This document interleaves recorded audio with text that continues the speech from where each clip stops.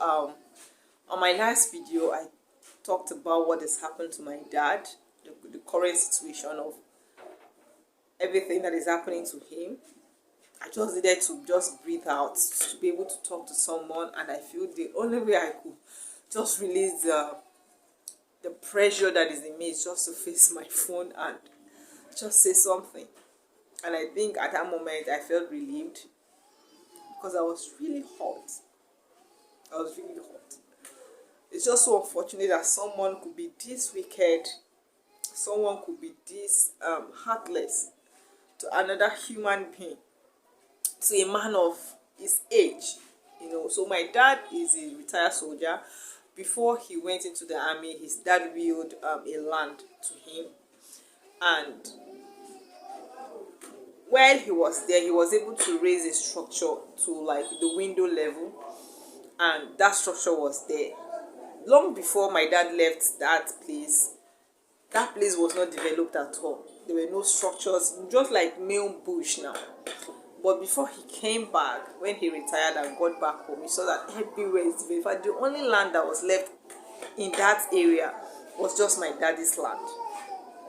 Every other land there has a structure, very good structures.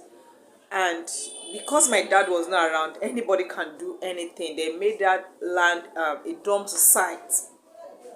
They throw trash there, whatever it is, you find it there on the land. And it was very, very difficult for us to be able to clear, to make sure that place become a place again, and of which we did. I remember very well, I was 10, 11, 10 at that point, and with the process of my dad, making that place clean, I was already, I already know what we were doing at that point, because I remember me growing up to secondary school to SS2 thereabout. We were still working on that place, my dad, because for some reasons that we'll still share, that house was not completed, and so after his retirement, he was not doing it, bit by bit until he was able to complete it. So because he left that land for a long time, people from the side, from the right, they just cut into the land, and the land was now very small. It was not as very big as it used to be before. So, and for some reasons, my dad said he's not going to let that structure go, that land go, because that is the only thing that reminds him of his father. And he started doing something on that land again, and now he stays in that land. On that land, he has a house in that land. He has tenants on that land. So, while my dad was sick, my dad, like I said, he was moving from one spiritual house to another, from one hospital to another. Okay, he started going to the hospital, and when they were treating him, doing so many series of tests, he wasn't getting any results. They keep telling him nothing is wrong with him, but something is definitely wrong with him. And so he started visiting native treatment. He started taking native treatment. People started collecting money from him just because he needed help on that leg. Because I know my dad is someone that can bear a lot of pain. He can bear a lot of pain, but for him to be doing this, it means it really hurts. Okay, so this very particular day, TV Joshua, and before he died, though himself did not come, his workers, and they had a program in my homeland, so my dad went.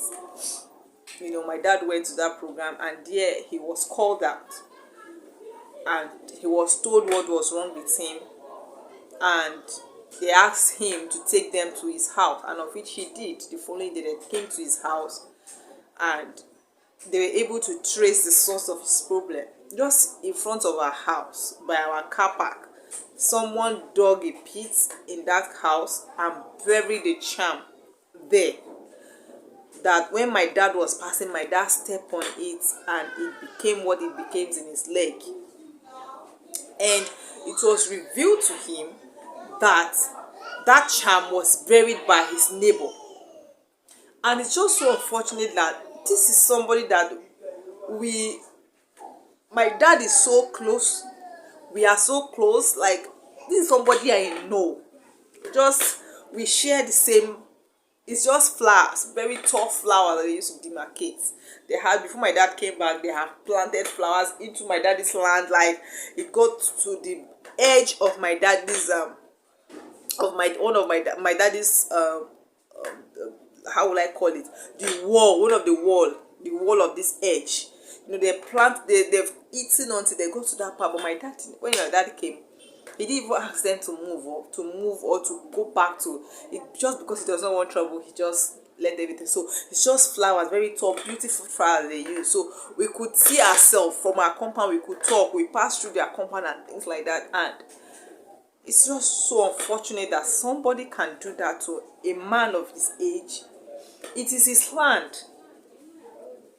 If you have issues with him, why don't you come out to him? Bury that charm. And when they told my dad that this is his person, it's just so unfortunate that someone could do that, bury a charm, to make a man that is over 80 years to suffer at this age, to suffer. What more wickedness do we have in this world? You know?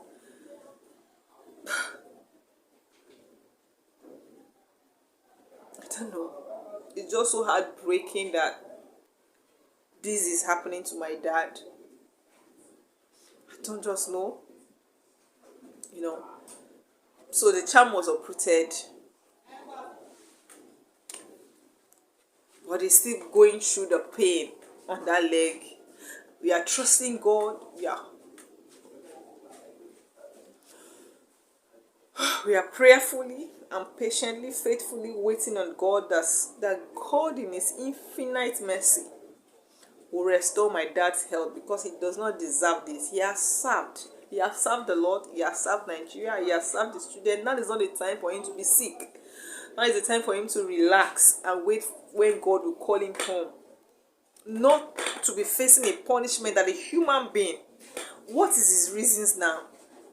We don't know. Because my dad decided not to just overlook this person.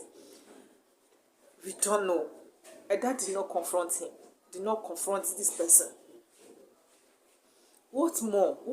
For a land that we will die and this land will perish, these things, everything, even the houses and everything will perish, that you will not turn to hurt someone. You don't know if you're going to die the next day because of land. Do you want him to die so that you take all the land? I don't understand. My dad has children. I'm not the only child. So definitely if he dies, any of the child might, because I have no plans on inheriting my daddy's house. I'm far away from where he is. And even though I'm close, I have no plans. Somebody will inherit the house. Or do you plan that when he dies, some other person inherits the house, you will kill the person also to take over? This man has family. Even if his student does not, he has brothers, he has somebody, he has people. Even if he does not have immediate brother, he has family people, he has a community that will take over this place. And so that's the point that we are. We're trusting God. The God will restore his health. So I bid you all, I plead you all to join us in prayers, hopefully, trustfully, that God will remember my dad, remember us, and do a new thing. I'm trusting God for that. So that's the point that we are right now. I hope that my dad gets better soon so that I'll start smiling again. Because it's like I'm not smiling. I'm trying so hard because I'm the overthinker. I think a lot. So this is really weighing me down. Yeah. Right. So pretty that.